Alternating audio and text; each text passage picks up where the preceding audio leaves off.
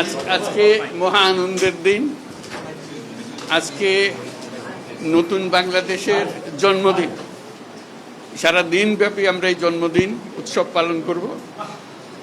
এটার মাধ্যমে আজকে যে প্রক্রিয়া এখান থেকে শুরু হলো, এর মাধ্যমে আমরা অতীতকে বর্জন করলাম।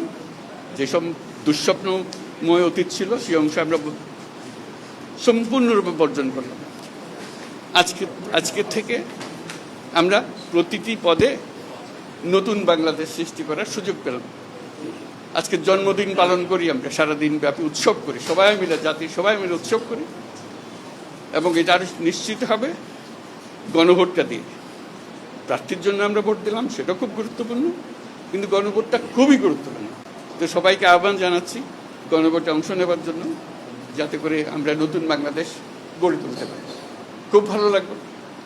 এটা আমার জীবনে মহা আনন্দের দিন এবং বাংলাদেশের সবার মনে এটা মহা আনন্দের দিন, মুক্তির দিন, আমাদের দুঃস্বপ্নের অবসান, নতুন স্বপ্নের শুরু। সেটাই হলো আমাদের আজকের এই প্রক্রিয়া। অসংখ্য ধন্যবাদ সবাইকে। সবাইকে মোবারকবাদ জানাচ্ছি।